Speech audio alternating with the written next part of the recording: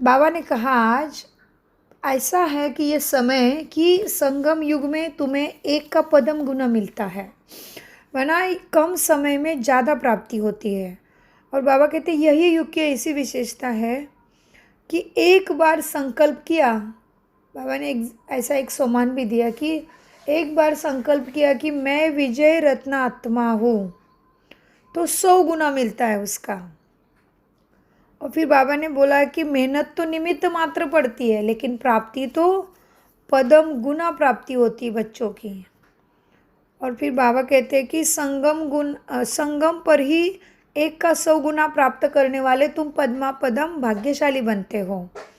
और सर्व संबंध बाबा, सदा बाबा की याद में खोए रहते हैं, हर कदम भिन्न स्वरूप का अनुभव करते हैं।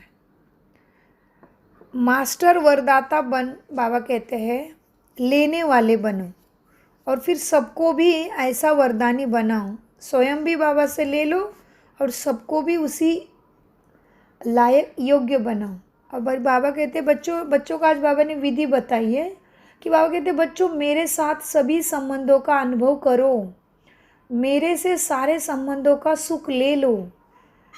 तो बाबा कहते कि बच्चों, तो बाबा समझाते फिर कैसे कैसे करना है, अमृत वेले में कैसे करना है, पढ़ाई के टाइम में कैसे क्या रिश्ता जोड़ के बाबा से अपना भाग्य का प्राप्ति करा के लेना है। पढ़ाई स्मृति स्वरूप से कैसे पढ़ाई बाबा पढ़ाता है मुरली के बाद, अमृत वेला के बाद बाबा टीचर बन के आता है। तो पढ़ाई कैसे पढ़नी है, स्मृति स्वरूप बन के पढ़नी है। ऐसा नहीं है कि बस सुनाने वाले ने सुन लिया और सुनाने वाले ने सुना लिया, सुनने वाले ने सुन लिया, ऐसे नहीं। बाबा कहते हैं एकदम होश में, एकदम जोश में, लगन में कि भगवान मुझे पढ़ा रहा है। जैसे कि देखो कोई बड़ी हस्ती आती है तो हमारा कितना अटेंशन रहता है उसके तरफ, उसके बातों में। तो ये बाबा तो सबसे बड़ी हस्ती है, इसके ऊपर तो कोई है ही नहीं। तो बाबा उसी का ही रियलाइज करा रहे हैं आज कि बच्चों तुम्हें भगवान पढ़ाता, इसका स्वरूप स्मृति में रहना चाहिए और उस नशे में पढ़ोगे तभी तुम्हें क्या हो जाएगा, अलौकिक अनुभव भी हो जाएंगे, बाबा की शक्ति के अनुभव तुमको आएंगे। और बाबा ने आज सारे संबंधों, रिश्ते नाते सारे बाबा के साथ कैसे कैसे जोड़ना है उसका भी विस्तार बताया है। अच्छा, तो बाबा कहते हैं बच्चों श्वासोश्वास मुझे याद करो, और अभी संगम पर ही बहुत काल का स्मृति का अभ्यास होगा, तभी आगे जाके कुछ आसान होगा पुरुषार्थ। तो स्मृति का ही तो खेल है सारा, संकल्प का और स्मृति का। हम बाहर जाते, व्यवहारों में जाते, कर्मों में जाते, तो हम वही हो जाता है ना, हमें भी स्मृति हो जाती है। हम यही भूल जाते हैं पहला हमारा लेसन और अंतिम लेसन कि हम आत्मा हैं। तो बाबा वही कहते हैं बच्चों स्मृति का ही अभ्यास तुम्हें ज़्यादा करना है।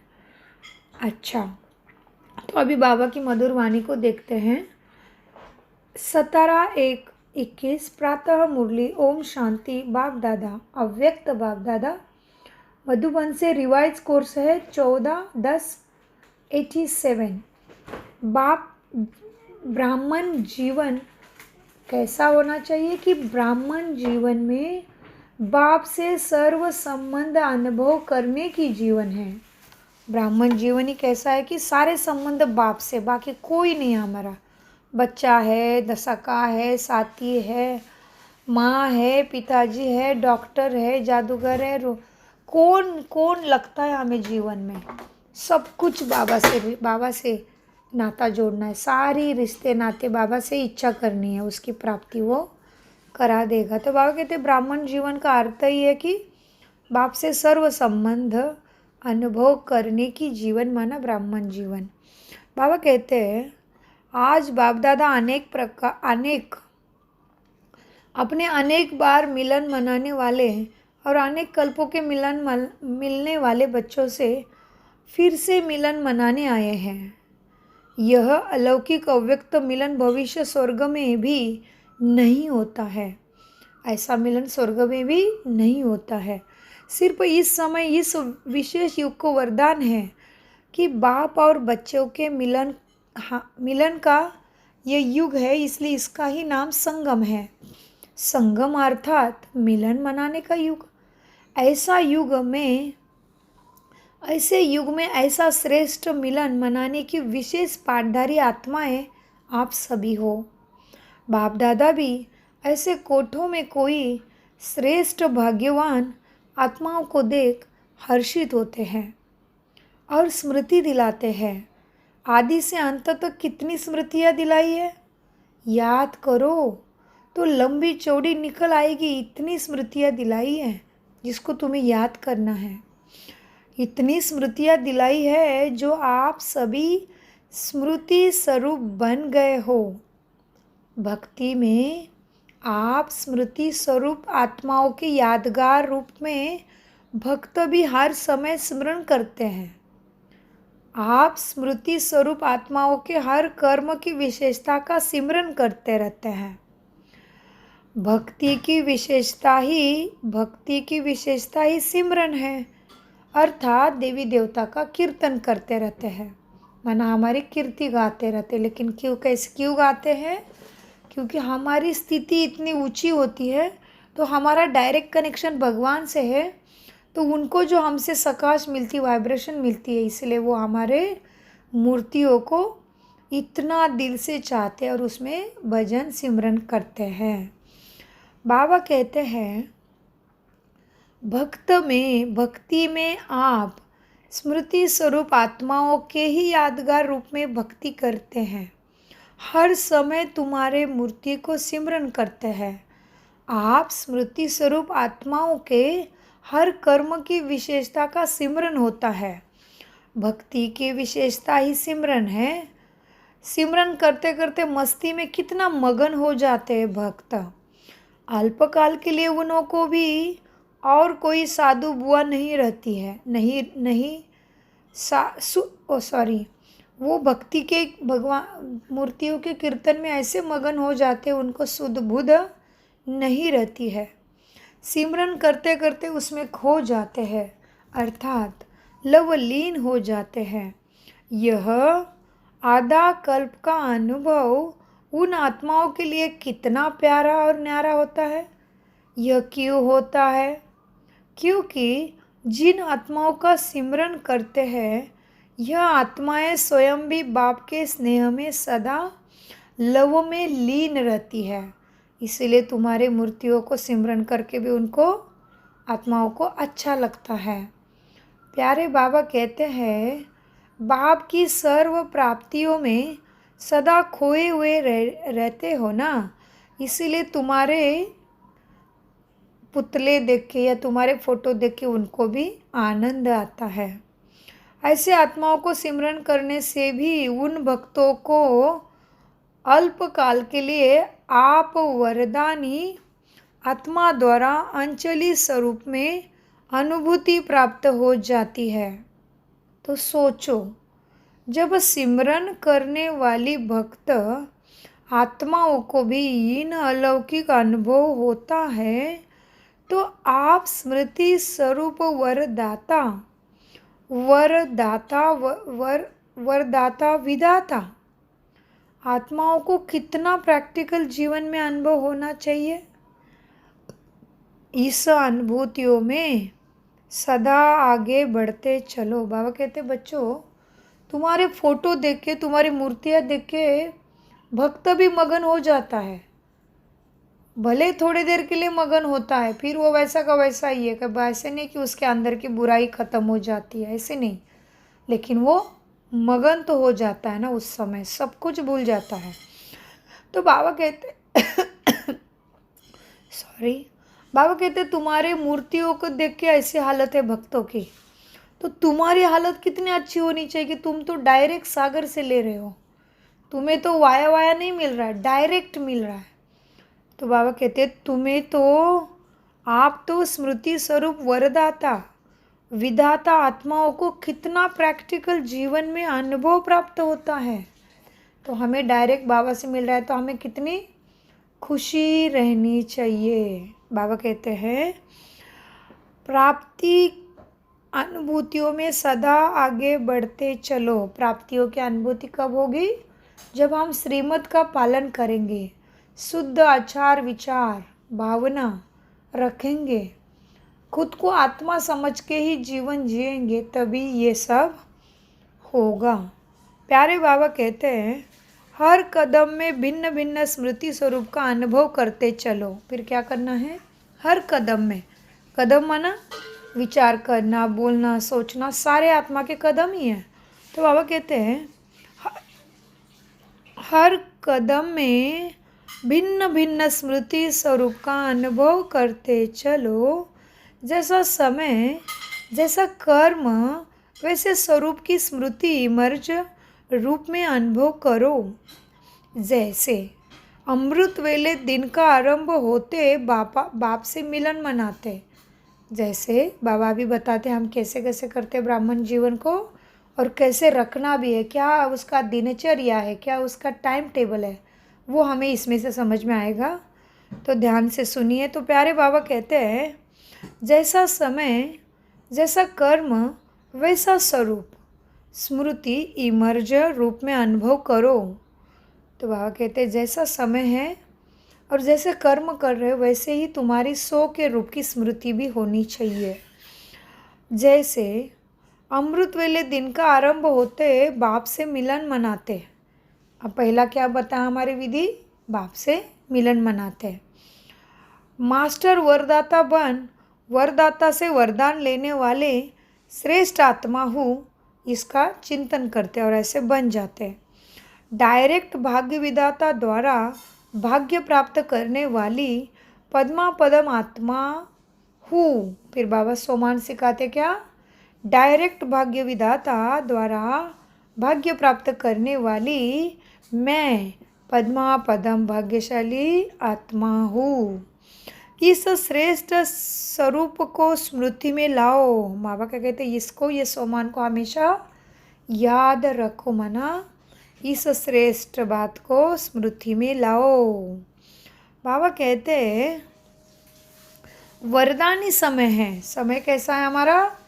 ये बहुत कृपा वाला समय है, जो भगवान को कृपा मांगी है ना हमने कितने कल्प से, तो भगवान कृपा करता है, लेकिन उसके लिए हमारा उतनी पावर चाहिए, उतनी शुद्धि चाहिए, उतनी प्योरिटी चाहिए हमारे पास। तो प्यारे बाबा कहते हैं जैसे अमृत वेले दिन का आरंभ होता मिलन मनाते मास्टर वरदाता बन वरदाता से वरदान लेने वाले श्रेष्ठ आत्मा हो। डायरेक्ट भाग्य विधाता द्वारा भाग्य प्राप्त करने वाली पद्मा पदम भाग्यवान आत्मा हो। इसी श्रेष्ठ स्मृति को स्वरूप में लाओ। यही सबके बुद्धि में क्या होना है? धारणा में आना चाहिए, स्वरूप में लाना है। बाबा कहते हैं वरदानी समय है, वरदाता विधाता साथ है। मास्टर वरदानी बन स्वयं भी संपन्न बने रहो। अन्य आत्माओं को भी वरदान दिलाने वाले वरदानी आत्मा हो ना। इस स्मृति स्वरूप को इमर्ज रखो कि मैं अन्य को भी भगवान का वरदान दिलाने वाली सदा ही जागती ज्योत वाली आत्मा हूँ। मना उतनी सेवा करते हैं। प्यारे बाबा कहते हैं मास्टर विदाता बन वरदाता से वरदान दिलाने वाले श्रेष्ठ आत्मा। मास्टर वरदानी बन स्वयं भी संपन्न बन रहे हो और अन्य आत्मा को भी वरदान दिलाने वाले वरदानी आत्मा हो। इसी स्मृति को सदा इमर्ज रखो, मतलब इसी स्मृति को सदा अपने में बनाए रखो। विस्मृति नहीं होनी चाहिए, भूल जाते ऐसे नहीं होना चाहिए। प्यारे बाबा कहते हैं ऐसे नहीं कि यह तो हो ही ना, बन ही जाऊँगा ना, नहीं, लेकिन भिन्न भिन्न स्मृति स्वरूप को समय प्रमाण अनुभव करो तो बहुत विचित्र खुशी, विचित्र प्राप्तियों का भंडार बन जाएगा और सदैव दिल से प्राप्त की गीत स्वतः ही अनद शब्द के रूप में निकलता रहेगा। पाना था सो पा लिया। हमें क्या भी अनुभव होगा? सब कुछ तो मिल गया। मनुष्य को चाहिए क्या? सुख, शांति, शक्ति, प्रेम, आनंद। और हमें पता चला वो सागर ही मेरा बाप ही है, वो तो फिर मुझे क्या कमी है? तो इसीलिए बाबा कहते हैं कि अभी ऐसी अवस्था होनी चाहिए कि सारे भंडारे भरपूर हो गए मेरे, तो बाबा कहते पाना था सो पा लिया, और क्या बाकी रहा। जो कहा बुद्धि ही नहीं जाएगी फिर तो। समझ गए कि जो पाना था मिल गया, भगवान मिला तो सब कुछ मिला, और क्या चाहिए। तो प्यारे बाबा कहते हैं पाना था सो पा लिया, इस भिन्न भिन्न प्रकार समय और कर्म प्रमाण स्मृति स्वरूप का अनुभव करते जाओ।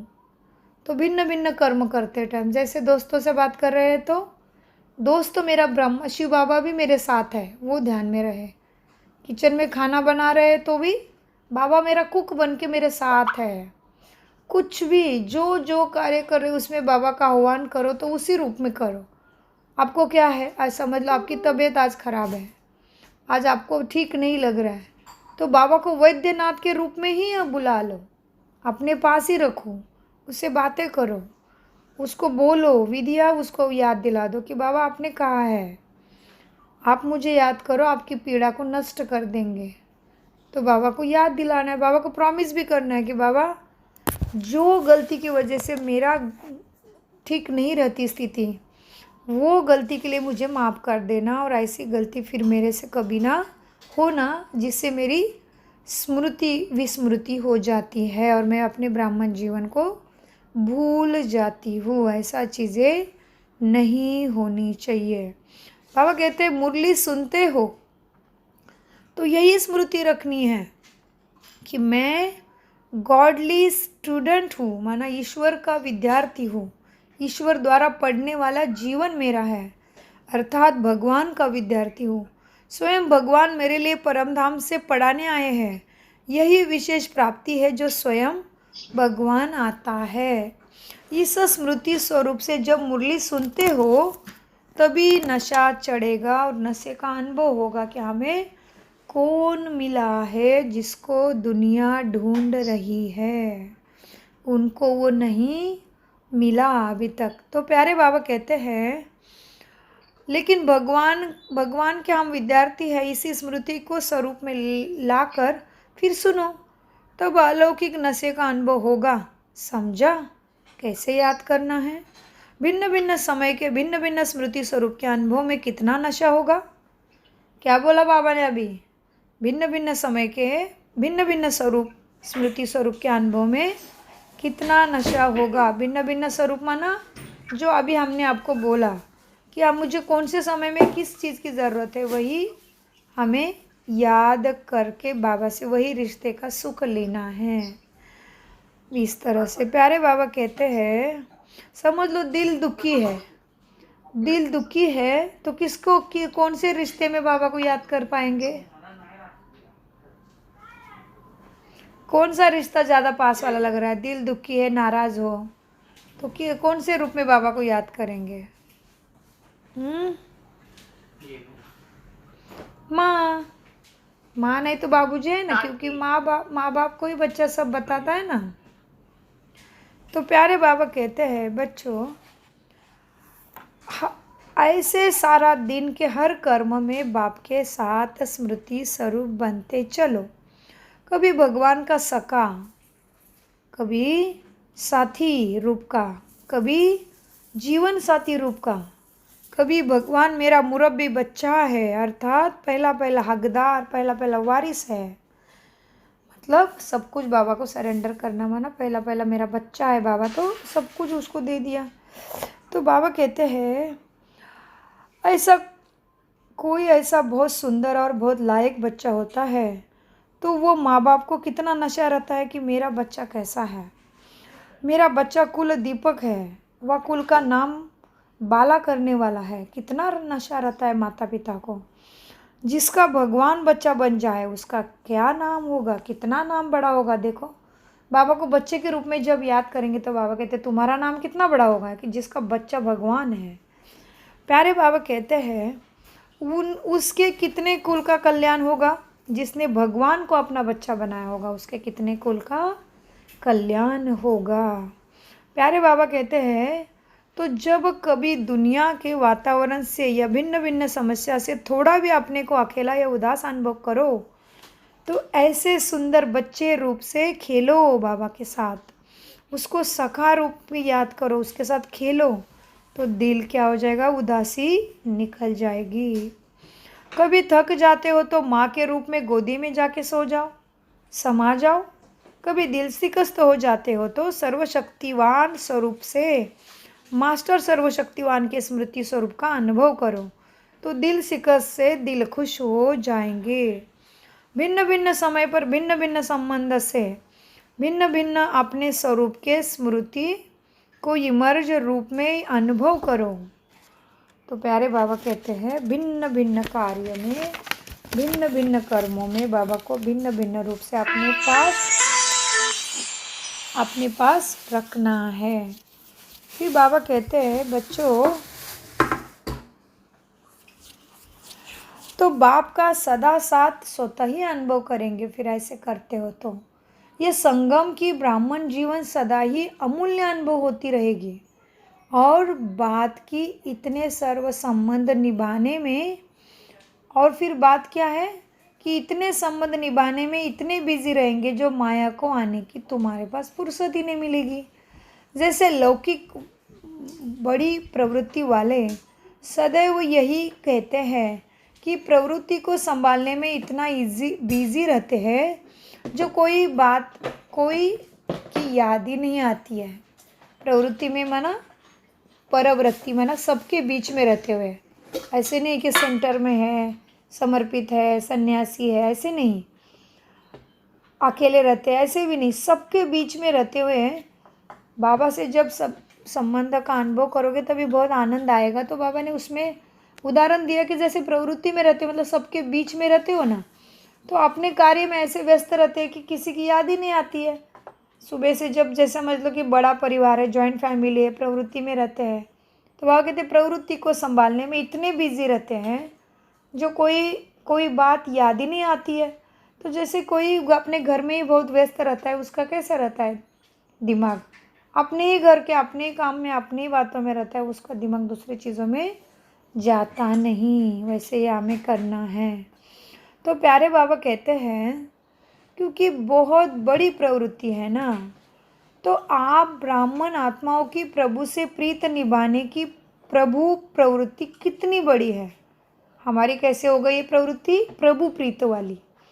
तो प्यारे बाबा कहते हैं आपकी प्रभु प्रीत की प्रवृत्ति सोते हुए भी चलती है। मतलब अगर हम बाबा को ठीक से ध्यान लगा के सोए, बाबा को रिपोर्ट दे के, और पूरा जैसे बाबा के गोदी में हो, या बाबा की लाइट के अंदर हो, या मैं तो बाबा के सूक्ष्मोत्तन में गोदी में सो गई और नीचे मेरा शरीर हमारा गद्दी माना गराज में पड़ा है, ऐसे ऐसे अनेक अभ्यास करते करते जब हम सोएंगे तभी बाबा कहते हैं कि बहुत बड़ी प्रवृत्ति है जो आपकी सोते में भी प्रीत वाली प्रवृत्ति होती है, हो सकती है। मतलब योग, हम सो के भी योग, सोने के बाद भी योग वाला ही नींद हो सकता है हमारे लिए, लेकिन हम उसको इतना याद करके सोएंगे तभी, अलग अलग अभ्यास करके सोएंगे तभी।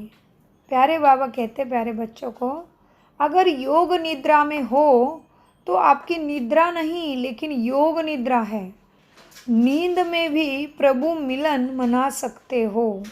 योग का अर्थ ही है, क्या होगा योग का अर्थ? मिलन। मिलन, हाँ हाँ जी। बाबा कहते हैं योग का अर्थ ही मिलन है। योग निद्रा अर्थात अशरीरीपन के स्थिति की अनुभूति। योग निद्रा मतलब अशरीरी, माना हमें कहाँ शरीर का भान रहता है, जब हम सोते तभी ये थोड़ी याद रहता है ये मेरा घर है, ये मेरा शरीर है, ये मेरा बच्चा है। नहीं, कैसे अवस्था है, अशरीरी अवस्था, मतलब आत्मा शरीर में होते हुए शरीर के भान से परे। तो प्यारे बाबा कहते हैं योग निद्रा अर्थात अशरीरीपन के स्थिति की अनुभूति। तो यह भी प्रभु प्रीत है ना। तो आप जैसे बड़े थे बड़ी प्रवृत्ति किसको भी नहीं है। तो बाबा कहते हैं आप जैसे बड़े थे बड़ी प्रवृत्ति किसी के पास भी नहीं। एक सेकंड भी आपको फुर्सत नहीं है, क्योंकि भक्ति में भक्त के रूप में भी गीत गाते रहते थे कि बहुत दिनों के बाद प्रभु आप मिले हो, तो गिन गिन के हिसाब पूरा लेंगे, माना बाबा से पूरी प्राप्ति करेंगे। ये हमने ही बाबा को पहले से वचन दिया है कि पर उसका पूजन करके, कीर्तन और मनन करके, भजन भक्ति में। तो बाबा को बच्चों ने कहीं किसी गीत में गाया है कि गिन गिन के हिसाब पूरा लेंगे। तो बाबा कहते हैं तो एक एक सेकंड का हिसाब लेने वाले हो ना, सारे कल्प के मिलन का हिसाब इस छोटे से एक जन्म में पूरा करते हो। 5000 वर्ष के हिसाब से यह छोटा सा जन्म कुछ दिनों के हिसाब में छोटा हुआ ना। तो छोटे से दिन में इतना लंबा समय का हिसाब पूरा करना है। इसलिए कहते हैं बच्चों, श्वासों श्वास मुझे सिमरो। भक्त सिमरन करते हैं ना, आप स्मृति स्वरूप बनते हो, तो आपको सेकंड भी फुर्सत है ना, सेकंड भी फुर्सत नहीं है ना। कितनी बड़ी प्रवृत्ति है, इस प्रवृत्ति के आगे वह छोटी सी प्रवृत्ति आकर्षित नहीं करेगी और सहज है। स्वतः ही देह सहित देह के सर्व संबंध और देह के पदार्थ व प्राप्तियों से नष्टो मुहा स्मृति स्वरूप हो जाएंगे। यही लास्ट का पेपर माला नंबर वार मन के बनाएंगे। जब अमृत वेला से योग निद्रा तक भिन्न भिन्न स्मृति स्वरूप के अनुभवी हो जाएंगे, तो बहुत काल के स्मृति स्वरूप का अनुभव अंत में, देखो बहुत काल का स्मृति स्वरूप का अनुभव माना मैं आत्मा हूँ, वो क्या फ़ायदा होगा। जब बहुत काल का स्मृति स्वरूप का अनुभव होगा, अंत में भी स्मृति स्वरूप के क्वेश्चन में पास विथ ऑनर बना देगा। बहुत रमणीक जीवन का अनुभव करेंगे, क्योंकि जीवन में हर एक मनुष्य आत्मा की पसंद वैरायटी हो, यही चाहते हैं। तो ये सारे दिन में भिन्न भिन्न संबंध, भिन्न भिन्न स्वरूप के वैरायटी अनुभव करो। जैसे दुनिया में भी कहते हैं ना, बाप तो चाहिए, लेकिन बाप के साथ अगर जीवन साथी का अनुभव ना हो तो भी जीवन अधूरा हो जाएगा। बच्चा भी बाप को नहीं बनाया हो तो भी अधूरा हो जाएगा। वैसे दुनिया में भी जीवन अधूरा समझते हैं, बच्चा नहीं है, साथी नहीं है, तो हर संबंध को भी संपन्न जीवन समझते हैं। तो यह ब्राह्मण जीवन भगवान से सर्व संबंध अनुभव करने वाली संपन्न जीवन है। एक भी संबंध की कमी नहीं करना है, सारे संबंध का सुख बाबा से लेते रहना है। एक संबंध भी भगवान से कम होगा तो कोई ना कोई आत्मा उस संबंध से तुम्हें अपनी तरफ खींच लेगी। जैसे कोई बच्चे कभी कभी कहते हैं बाप के रूप में तो है ही, लेकिन सखा और सखी, मित्र का तो छोटा सा रूप है ना, उसके लिए तो आत्माएं चाहिए, क्योंकि बाप तो बड़ा है ना। लेकिन परमात्मा के संबंध के बीच में कोई भी छोटा या बड़ा हल्का आत्मा का संबंध मिक्स हो जाता, सर्व शब्द समाप्त हो जाता है।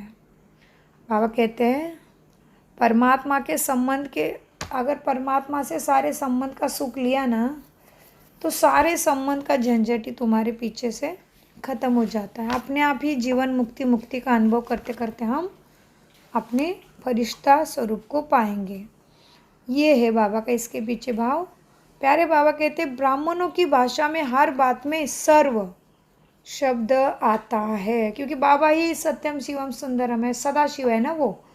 तो बाबा कहते ब्राह्मणों के भाषा में हर बात में सर्व शब्द आता है। जहाँ सर्व है वहाँ ही संपन्नता है। अगर दो कला कम हो गई तो दूसरी माला के मन के बन जाते हैं।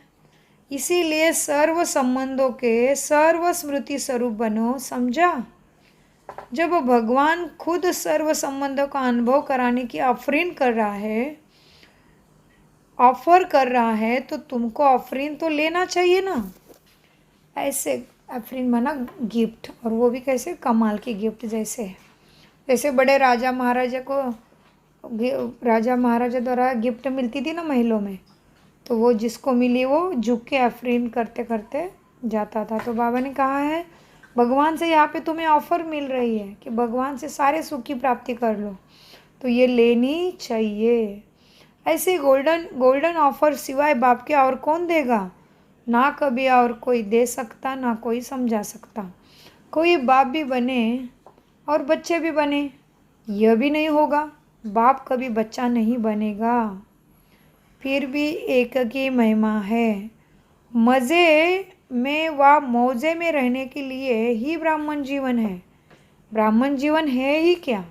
बाबा कहते हैं कोई बाप भी बने और कोई बच्चे भी बने, यह हो सकता है।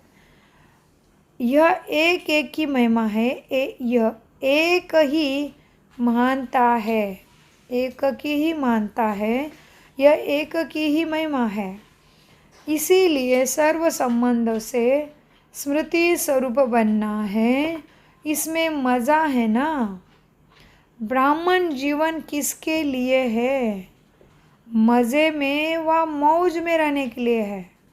तो यह अलौकिक मौज मनाओ, मज़े की जीवन अनुभव करो। अच्छा, आज दिल्ली दरबार वाले आए हैं। राज्य दरबार वाले हो या दरबार में सिर्फ देखने वाले हो? क्या दरबार को देखते ही रहोगे केवल? क्या राज्य भी करोगे? दरबार में राज्य करने वाले और दूसरे होते देखने वाले, दोनों ही बैठे हैं। अब सब कौन हो? दिल्ली की दो विशेषताएं हैं। एक, दिल्ली दिलाराम के दिल में रहती है। दूसरा, दिलाराम कौन है?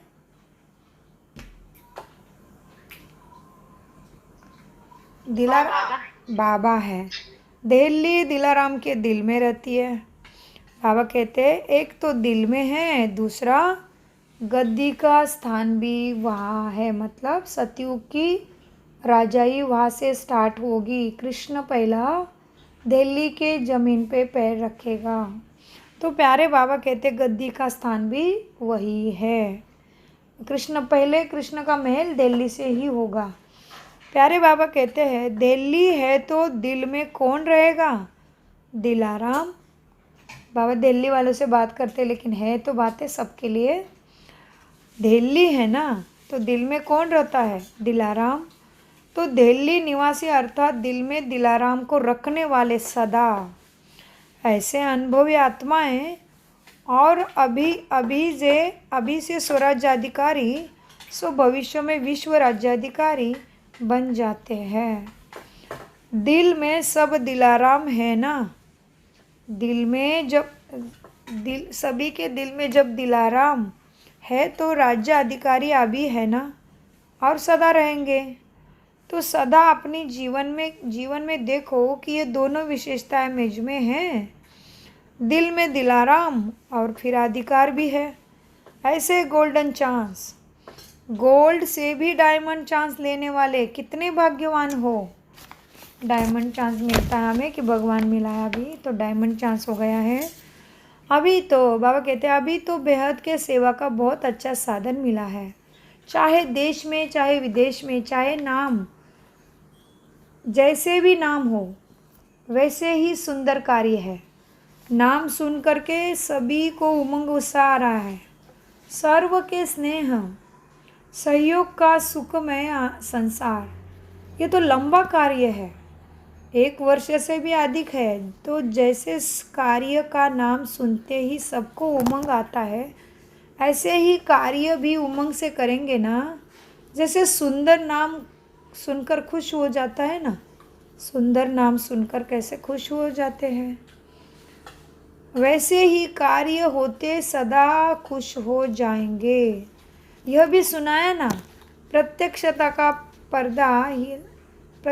का पर्दा हिलाने का अथवा पर्दा खोलने का आधार बना है और बनता रहेगा। सर्व के सहयोगी, जैसे कार्य का नाम है वैसे ही स्वरूप बन सहज कार्य करते रहेंगे तो मेहनत निमित्त मात्र लगेगी और सफलता पदम गुना अनुभव करते रहेंगे। ऐसे अनुभव करते रहेंगे जैसे कि करण करावनहार निमित्त बनाए करा रहा है। मैं कर रहा हूँ, नहीं, हो गया है, हो गया है। प्यारे बाबा कहते हैं मैं कर रहा हूँ नहीं कहना है। इससे कोई भी कार्य किया ना तो भी मैं नहीं करना है, ध्यान में रखना है कि भगवान के शक्ति की वजह से हो रहा है। इससे सहयोग नहीं बनेंगे, मैं करेंगे तो सहयोगी नहीं बनेंगे। करावन हार करा रहा है, चलने वाला चलाने वाला कार्य को चला रहा है। इस तरह से वृत्ति रखनी है कि बाबा कराता है। जैसे आप सभी को जगदम्बा का स्लोगन याद है ना, हुकुम ही हुकुम चला रहा है। यही स्लोगन सदा स्मृति स्वरूप में लाते सफलता को प्राप्त होते रहेंगे। बाकी चारों ओर उमंग उत्साह अच्छा है, जहाँ उमंग उत्साह है वहाँ सफलता स्वयं समीप आकर गले की माला बन जाती है। यह विशाल कार्य अनेक आत्माओं के सहयोगी बनाए समीप लाएगा। यह विशाल कार्य तुम्हारे पास अनेक आत्माओं को लाएगा। कैसे? सहयोगी बन के। क्योंकि प्रत्यक्षता का पर्दा खुलने के बाद इस विशेष स्टेज पर हर वर्ग वाला पाठधारी स्टेज पर प्रत्यक्ष होना ही चाहिए। प्रत्यक्षता पर्दा मतलब हम सभी का इतना जीवन कमाल का हो जाएगा जो सबको पता चलेगा कि इसमें इनको सच में भगवान मिल गया है। बाबा कहते हैं यह विशाल कार्य अनेक आत्माओं का सहयोगी बनाए समीप लाएंगे। क्योंकि प्रत्यक्षता का पर्दा खोलने के बाद यह विशाल स्टेज पर हर वर्ग वाला पाठधारी स्टेज पर प्रत्यक्ष होना चाहिए।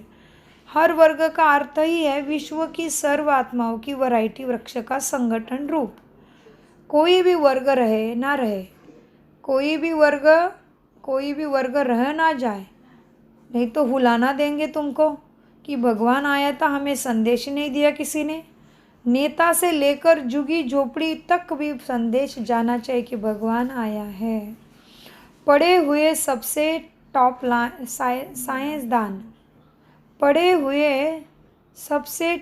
साइंसदान और फिर जो अनपढ़ है उन्हों को भी यह ज्ञान की नॉलेज देना है। यह भी सेवा है। तो सभी वर्ग अर्थात विश्व की हर आत्मा को संदेश पहुंचाना है। कितना बड़ा कार्य है ये कोई कह नहीं सकता कि हमको तो सेवा का चांस ही नहीं मिला।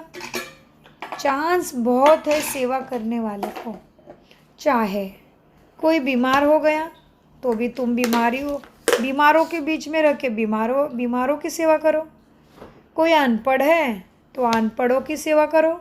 कोई कहेगा मैं तो ज्ञान में आई हूँ लेकिन मैं तो पढ़ी लिखी नहीं हूँ, मैं तो अनपढ़ हूँ, तो बाबा कहते हैं तुम्हारे जैसे दूसरे अनपढ़ों की सेवा करो। अच्छा, फिर बाबा कहते हैं जो भी कर सकते हो वो चांस से लेके करो। अच्छा, बोला नहीं सकते, बोल नहीं सकते। अच्छा, तो मनसा से करो। मनसा वायुमंडल से सुख की वृत्ति, सुखमय स्थिति से सुखमय संसार बनाओ। कोई भी बहाना ना दे सकता कि मैं कर नहीं सकता, मेरे पास समय नहीं है। नहीं, उठते बैठते 10-10 मिनट सेवा करो। उंगली तो दोगे ना, गिरधर पर्वत उठाने में उंगली तो दोगे ना।